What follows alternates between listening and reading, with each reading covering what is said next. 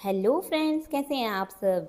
आशा करती हूँ कि आप सब ठीक होंगे। दोस्तों, आज की इस वीडियो में मैं आप लोगों को बताऊंगी कि आप घर बैठे अगर पासपोर्ट के लिए अप्लाई करना चाहते हैं तो कैसे आप सिर्फ आधार कार्ड की मदद से घर बैठे ऑनलाइन अप्लाई कर सकते हैं पासपोर्ट के लिए। जी हाँ दोस्तों, आप खुद अपॉइंटमेंट सेलेक्ट कर सकते हैं, खुद आप अप्लाई कर सकते हैं पासपोर्ट के लिए। तो इसके लिए आपको मेरा ये वीडियो देखना होगा अंत तक, ताकि आप भी घर बैठे अप्लाई कर पाएँ पासपोर्ट के लिए। बस इसके लिए आपके पास होना चाहिए आपका आधार कार्ड, और आधार कार्ड के थ्रू ही आप घर बैठे ऑनलाइन अप्लाई कर सकते हैं। तो शुरू करते हैं दोस्तों। तो आपको अपने मोबाइल फ़ोन पे यहाँ पर प्ले स्टोर में आके सर्च करना है पासवर्ड सेवा। अब इस तरीके से आपको एक ऐप दिख जाएगी, जिसको आपको अपने मोबाइल में इंस्टॉल करने के बाद में आपको इस तरीके से देखने को मिल जाएगा इंटरफेस। आपको इस तरीके का इंटरफेस आपको देखने को मिलेगा। तो स्टेटस ट्रैकर से आप जान पाएंगे जो आपने एप्लीकेशन दी हुई है उसका क्या स्टेटस है। न्यू रजिस्टर में आपको चले जाना है। तो यूजर आप फर्स्ट टाइम अप्लाई करेंगे तो आपको यहाँ पर अपना सिटी सिलेक्ट करके आपका नेम जो है वो डाल के सर नेम, और यहाँ पर डेट ऑफ बर्थ डाल देनी है। यहाँ पर आपको ईमेल आईडी अपनी डालनी है, और उसके बाद में ईमेल आईडी आपको वही डालनी है जिसमें आपको यहाँ पर लॉगिन कर पाएंगे। तो आप यहाँ पर लॉगिन आईडी जो बना रहे हैं वो सेम होगी ईमेल आईडी की तरह या नहीं। अगर सेम है तो यस कीजिए, अगर नहीं तो आप नहीं डाल दीजिए। यहाँ पर आपको पासवर्ड डालना है, लेना है अपने जीमेल आईडी का। तो पासवर्ड आपको याद होना चाहिए। पासवर्ड डालने के बाद आप यहाँ पर से एक हिंट क्वेश्चन भी डाल सकते हैं। हिंट क्वेश्चन में कुछ भी हो सकता है, आपका बर्थ, या यहाँ पर क्वेश्चन आपको अवेलेबल मिल जाते हैं। तो इस हिंट क्वेश्चन के तरीके से आप यहाँ पर लॉगिन कर पाएंगे। तो इस तरीके से आपका एक रजिस्ट्रेशन हो जाता है पासवर्ड सेवा पोर्टल में, और ये एक्टिवेट हो जाएगा। इससे आपका जो आप दोबारा से एप्लीकेशन के लिए आएंगे तो यहाँ पर आपको दोबारा से रजिस्ट्रेशन करने की ज़रूरत नहीं होगी, क्योंकि फ़र्स्ट टाइम में आपका रजिस्ट्रेशन हो जाता है। इस तरीके से आप अगर ईमेल में आएंगे तो आपको देखने को मिल जाएगा कि यहाँ पर लिंक दिया रहेगा। उस पर क्लिक करते ही आपको यहाँ पर आपकी जो यूजर नेम आईडी आपने सिलेक्ट की थी वो आपको जीमेल आईडी डालनी है और सबमिट कर लेना है। अब इस तरीके से आपका अकाउंट एक्टिवेट हो चुका है। इस तरीके से आपको एक नोटिफिकेशन आ जाएगा जैसे ही आप यहाँ पर अप्लाई करते हैं। अब हम मेन मेन्यू में दोबारा आ जाते हैं। तो मेन मेन्यू में यहाँ पर हम देख सकते हैं कि यहाँ पर लॉगिन आईडी जिससे हमने रजिस्ट्रेशन किया है वो यहाँ पर पूछ लेता है। हमें कर लेना है कंटिन्यू। उसके बाद यहाँ पर हमको अब पासवर्ड देखने को मिल जाता है। वो पासवर्ड डालने के बाद हमें लॉगिन कर लेना है कैप्चा डाल के। अब यहाँ पर आप देख सकते हैं कि एप्लीकेंट होम वाले ऑप्शन में जो अप्लाई फॉर फ्रेश पासवर्ड और री इशू ऑफ पासवर्ड का ऑप्शन दिखाई देता है, उस पर हमें चले जाना है।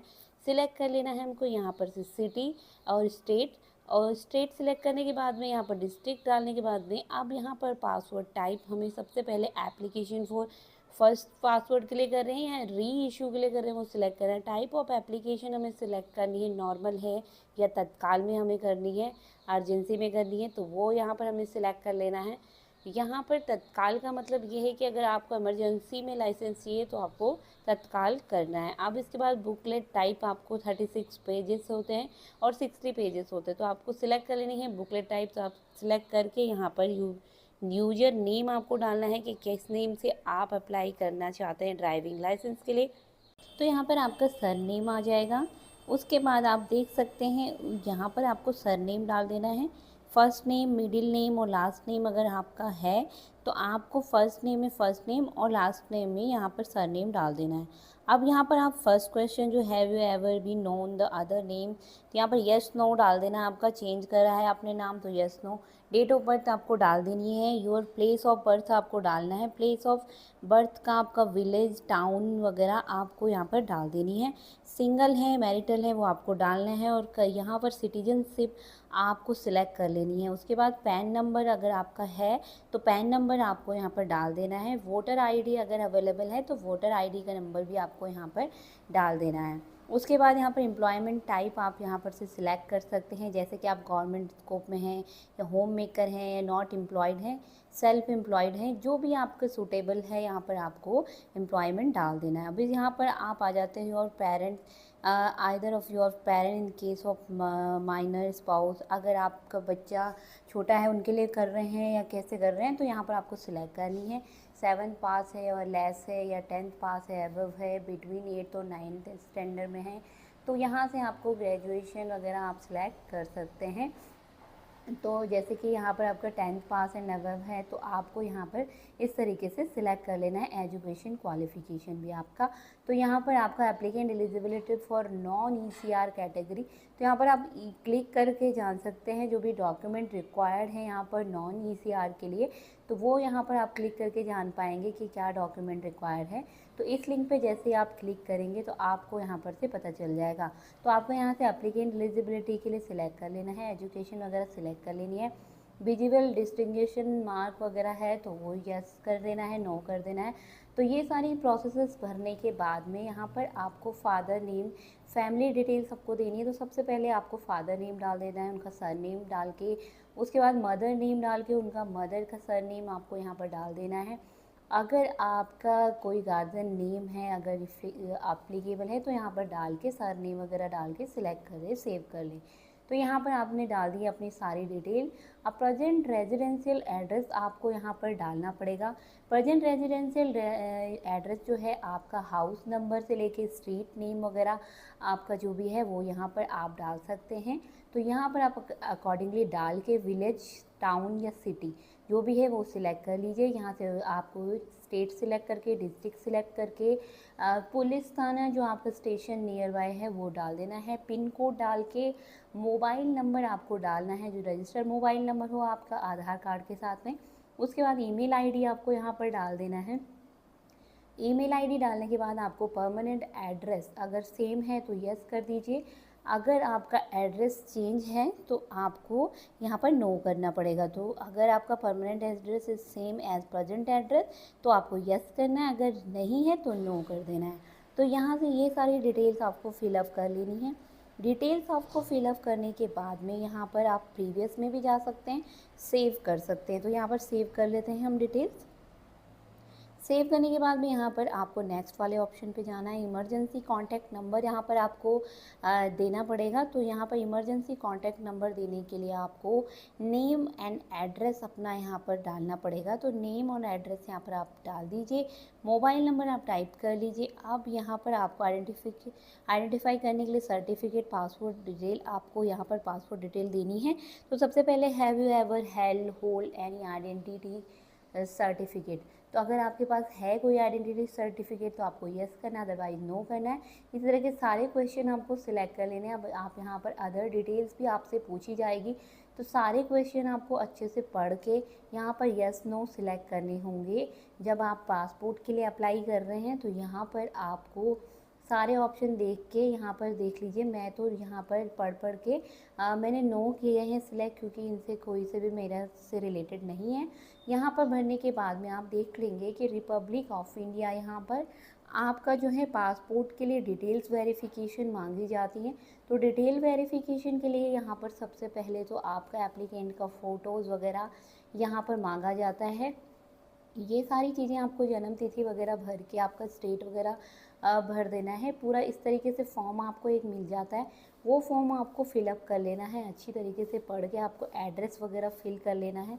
सारी चीज़ें भरने के बाद में अगर आपका स्टिल आपको दोबारा से चेक करना है तो प्रीव्यू में आपको चले जाना है। प्रूफ ऑफ बर्थ सर्टिफिकेट, तो बर्थ सर्टिफिकेट आपके पास होना चाहिए। जैसे कि आपका बर्थ का प्रूफ क्या है आपके पास, तो जैसे पैन कार्ड वगैरह अगर आपके पास अवेलेबल है वो आप कर सकते हैं। इलेक्शन का कोई फ़ोटो आइडेंटिटी कार्ड हो, पैन कार्ड हो, कुछ भी आपका इनमें से जो भी अवेलेबल है वो सिलेक्ट करके यहाँ पर प्रूफ ऑफ प्रेजेंट एड्रेस, तो प्रेजेंट एड्रेस का आपका आधार कार्ड हो सकता है, रेंट एग्रीमेंट हो सकता है, इलेक्ट्रिसिटी बिल हो सकता है। ये बहुत सारे ऑप्शंस यहाँ पर अवेलेबल है, इनमें से जो भी आपके पास है वो सिलेक्ट कर लीजिए। तो इस तरीके से आप यहाँ पर सिलेक्ट कर पाएंगे। प्लेस आपको सिलेक्ट कर लेना है और यहाँ पर डेट आज की आ जाएगी जब आप अप्लाई करेंगे, और यहाँ पर आई एग्री के ऑप्शन के बाद सबमिट करने के बाद इस तरीके से आपको एक नोटिफिकेशन देखने को मिल जाता है कि यहाँ पर आपकी एप्लीकेशन है जो सक्सेसफुल हो चुकी है। तो आप यहाँ पर आप देख सकते हैं व्यू सेव पासवर्ड, तो यहाँ पर जो पासपोर्ट के लिए आपने किया था एप्लीकेशन, वो इस तरीके से आपको एक एप्लीकेशन नंबर मिल जाता है। अब यहाँ पर से आप व्यू कर सकते हैं अपनी एप्लीकेशन की डिटेल।